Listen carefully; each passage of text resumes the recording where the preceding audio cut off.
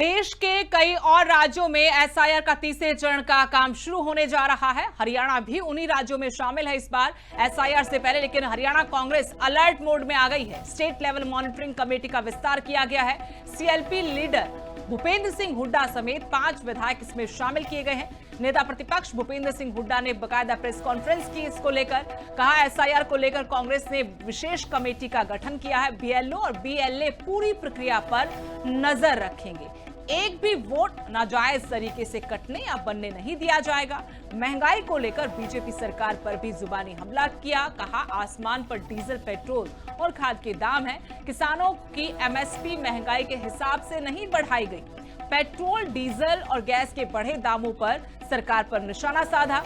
कहा सरकार कहती थी तेल की कमी नहीं है, फिर कीमतें क्यों बढ़ा दी गई।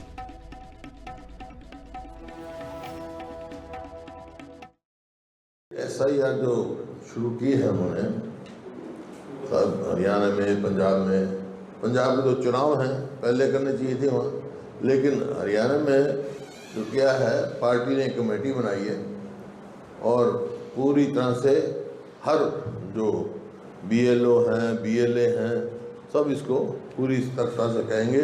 कोई भी एक भी वोट नाजायज नहीं काटने देंगे, ना नाजायज बनने देंगे। महंगाई से लोगों की कमर टूट चुकी है, हर चीज महंगी है, लेकिन किसान की एमएसपी नहीं बढ़ाई 3-4% से ज्यादा। मतलब इन्फ्लेशन जितना हुआ है उतनी भी उसके एमएसपी नहीं बढ़ाई किसान को। ये किसान के साथ भी बड़ा भारी धोखा है। तो आप उसका देखो ना, आप कितना डीजल, पेट्रोल कहाँ से कहाँ पहुंच गया, कॉस्ट ऑफ इनपुट फर्टिलाइजर कहाँ से पहुंच गई।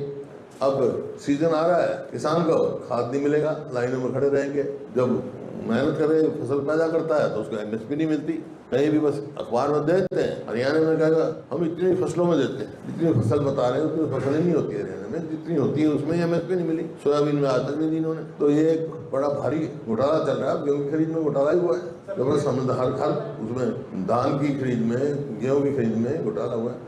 और गाज गिरती है छोटे कर्मचारियों पे, सिस्टमेटिक फेलियर है। छोटे कर्मचारी पे क्यों आज गिराते भाई? जो किसी न किसी के तो उसमें हो रहा है नेतृत्व में ये काम, घोटाला है भाई। हरियाणा के किसान को तो पहले मेरे पर है, फिर पटवारी वेरिफिकेशन करेगा, फिर उसकी बायोमेट्रिक होगी, आँख की फोटो होगी, और फिर भी उसको एमएसपी नहीं मिलेगी। और बाहर से गेट पास काट दो भाई, बायोमेट्रिक भी मतलब बाहर वाले की नहीं करते। ये घोटाला है, बाहर से खरीदते हैं, जितना धान में किया था, गेहूं की खरीद में भी घोटाला हो रहा है। उस टाइम इलेक्शन थे, अभी तो क्या है, अभी तो ये कहते हैं ना पहला वो है और बढ़ाएंगे।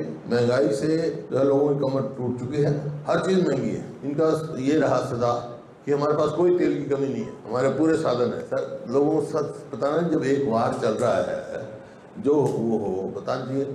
अब तक भी है हमारे पास तेल कभी नहीं तो क्यों बढ़ा रहे भाई कीमत? क्यों लोगों को परेशान कर रहे हैं? और लाखों करोड़ इस सरकार के आने के बाद सिर्फ कमा लिया।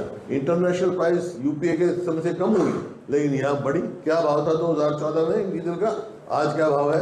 इंटरनेशनल मार्केट में क्या भाव था उस टाइम, आज क्या भाव है? पहले वहाँ ज्यादा था और यहाँ सस्ता था।